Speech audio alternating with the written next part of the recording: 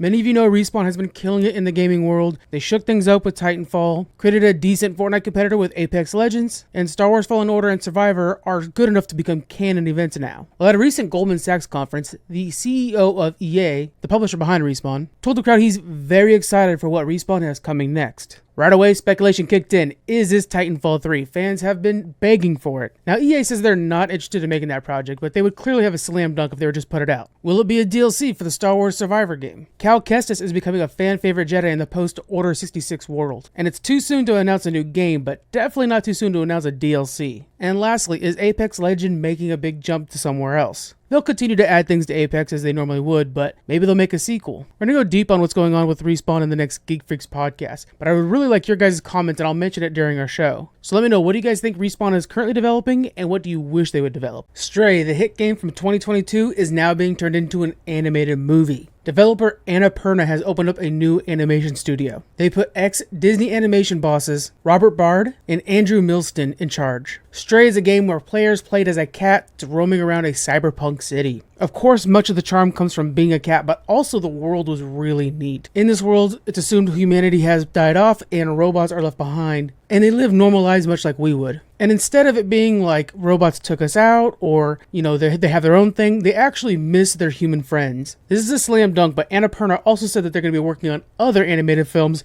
based off their video games. They just finished Nimona, which is already getting some really good reviews. But hopefully we get Outer Wild, What Remains of Edith Finch, or the very well casted 12 Minute. Annapurna has always been a narrative-first video game studio. They are going to make very good movies. As we've seen, Tears of the Kingdom has been a monster hit for the Switch. It sold 18.51 million units in just a month and a half. It has become one of the best games in the Nintendo Switch lifespan. Well, we've just learned that they're not going to be releasing any DLC for it. For those of you unaware, DLC is additional content you buy later on to expand your game. Looking back at the predecessor for Tears of the Kingdom is Breath of the Wild, and it had some really fun DLC with like Master Mode and things like that. Breath of the Wild was played often up until the release of Tears of the Kingdom. But generally, DLCs means more fun in the game you already love. Producer for Tears of the Kingdom, Aisha Anuma, just did an interview revealing why they're not going to be doing any DLC. Anuma said that they've done everything they could to make Tears of the Kingdom fun, so there's no plan to add anything to it. There is some hope for a new Zelda game. This one's still in the vein of Breath of the Wild and Tears of the Kingdom. When Tears of the Kingdom came out and was this monster hit, they said all Zelda games going forward are going to look like this. And no doubt it'll be adding that crafting system in Tears of the Kingdom that has made it like